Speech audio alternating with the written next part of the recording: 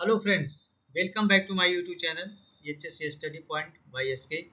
आज हम बात करेंगे रिगिंग सेफ्टी रूल। तो रिगिंग करने के टाइम पे किन किन चीज़ों का ध्यान रखना चाहिए, आज उसके बारे में जानने वाले हैं। तो चलिए फटाफट स्टार्ट करते हैं। वो कौन कौन सा पॉइंट है जिसे है जो रिगिंग के टाइम पे ध्यान देना चाहिए। सबसे पहले अगर कोई भी लोड को उठाना है तो उसके लोड को जानना जरूरी है। Know the weight of the load. Load का वेट क्या है, इसके बारे में जानना, नॉलेज होना ज़्यादा जरूरी है। उसके बाद know the centre of gravity of the load. Load का सेंटर ऑफ ग्रेविटी कहाँ पे है उसके बारे में भी जानना जरूरी है ताकि स्लिंगिंग ठीक से किया जा सके। नेक्स्ट जो पॉइंट है, make load attachment above centre of gravity. तो जब भी कभी भी किसी भी लोड को उठाते हैं तो सेंटर ऑफ ग्रेविटी जहाँ है वहाँ से लोड को ऊपर एंकर करना है, नीचे एंकर नहीं करना है। तो इसका ध्यान रखना बहुत ही जरूरी है। नेक्स्ट जो पॉइंट है, select hitch that will hold and control the load. तो वो हिच को कंट्रोल सेलेक्ट करना है, वो कौन सा हिच है, यानी लोड को देखते हुए हमें हिच का सिलेक्शन करना है कि कौन सा हिच का इस्तेमाल यहाँ पे करें जिससे हम लोड को अच्छे से होल्ड कर सकते हैं और अच्छे से कंट्रोल करके उसको एक जगह से दूसरी जगह रख सकते हैं। तो यहाँ पे सिलेक्शन ऑफ हिच बहुत ही इंपॉर्टेंट पार्ट है जिसका ध्यान रखना चाहिए, कौन सा हिच का इस्तेमाल करना है। नेक्स्ट है know the rated capacity of ceiling and rigging hardware. तो ये भी जानना जरूरी है कि सिलिंग की रेटेड कैपेसिटी क्या है या जो दूसरे रिगिंग हार्डवेयर का हम इस्तेमाल जो कर रहे हैं उसकी रेटेड कैपेसिटी क्या है, इसके बारे में जानना जरूरी है। नेक्स्ट है select sling base suited for load. तो वैसे स्लिंग का सिलेक्ट करना है जो लोड को उठाने के लिए सूटेबल हो, उससे अच्छे से उठाया जा सके और यहाँ पे टूटने का भी कोई डर नहीं हो, भय नहीं हो। नेक्स्ट जो पॉइंट है, inspect all rigging gear prior to use.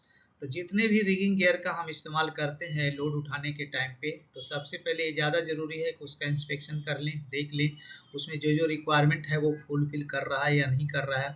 अगर रिक्वायरमेंट को फुलफिल कर रहा है तो हम उसका इस्तेमाल करेंगे, अदरवाइज हम उसका इस्तेमाल यहाँ पे नहीं करेंगे। नेक्स्ट है protect sling from sharp edges and surfaces. अब यहाँ पे क्या है, चाहे किसी भी सिलिंग का इस्तेमाल करें, चाहे आप बायर रोप सिलिंग का इस्तेमाल कर रहे हैं या वेब सिलिंग का इस्तेमाल कर रहे हैं, तो वहाँ पे देखना है अगर शार्प एज कहीं पे भी आ रहा है तो उस केस में शार्प एज से सिलिंग को बचाना है, चाहे वेब सिलिंग हो या बायर रोप सिलिंग हो।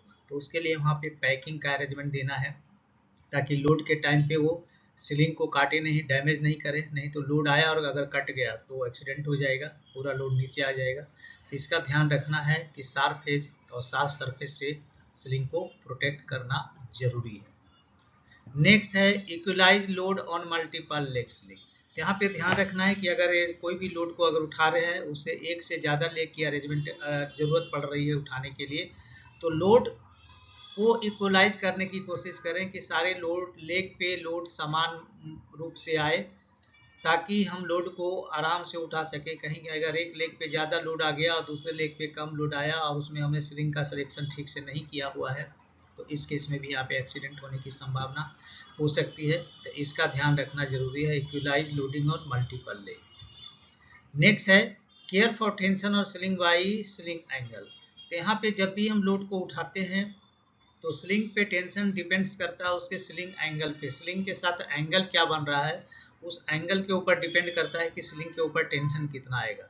तो वहाँ पे ध्यान रखना है, मैंने आपको बताया था कि इस पे सबसे अच्छा जो एंगल होता है वो 60 डिग्री होता है। तो वहाँ पे है जो स्लाइटली थोड़ा सा ज़्यादा टेंशन आता है, तो इसका ध्यान रखें।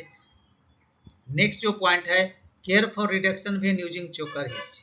तो जब भी हम चोकर हिच का इस्तेमाल करते हैं तो आपको पता होना चाहिए कि चोकर हिच में सीलिंग का जो होता है वो कैपेसिटी, या वेब सीलिंग है या बायर रोप सीलिंग है, उसकी कैपेसिटी घट जाती है, अराउंड 75 to 80% ही रह जाती है। तो यहाँ पे रिडक्शन पे ध्यान देना है कि हमने चोकर हिच का इस्तेमाल किया है तो हमारे सीलिंग की कैपेसिटी घट गई है, तो इसके लिए लिखा है care for reduction when using choker heat.